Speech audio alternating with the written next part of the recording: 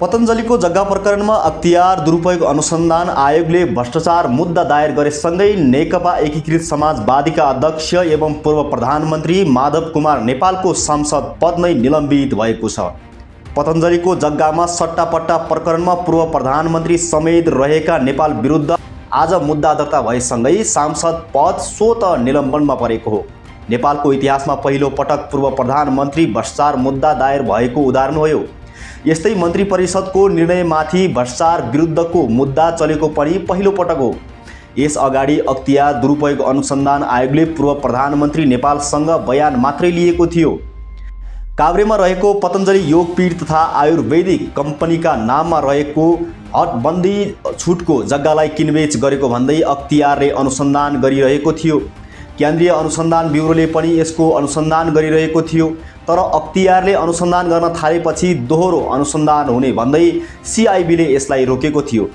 हटबन्दी छुट जग्गा गैर कानुनी रूपमा जग्गा किनबेच गर्न अनुमति दिने सरकारी अधिकारीहरूमाथि अख्तियारले विस्तृत अनुसन्धान गरिरहेको छ।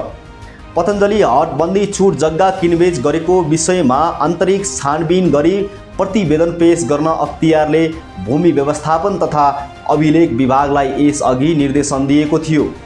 अख्तियारको निर्देशनपछि विभागले भक्तपुरका प्रमुख मालपोत अधिकारी लोकबहादुर भण्डारीको संयोजकत्वमा छानबिन समिति गठन गरेको थियो। समितिले हटबन्दी छुट जग्गा प्रचलन भएको भन्दै थप अनुसन्धान गर्नुपर्ने रायसहित प्रतिवेदन पनि बुझाएको थियो। पतञ्जलि योगपीठले जडीबुटी खेती र आयुर्वेदिक अस्पताल निर्माणका लागि हटबन्दी छुटमा जग्गा खरिद गरेको थियो। तत्कालीन सरकारको निर्णयबाट हटबन्दी छुटमा परेको जग्गापछि मन्त्री परिषदकै निर्णयबाट बिक्री गरेको भेटिएपछि अख्तियारले छानबिन थालेको हो। भारतको पतञ्जलि काभ्रेमा आयुर्वेद शिक्षालयदेखि अस्पताल र जडीबुटी फार्म सञ्चालन गर्न 2064 सालमा कम्पनी दर्ता गरेको थियो।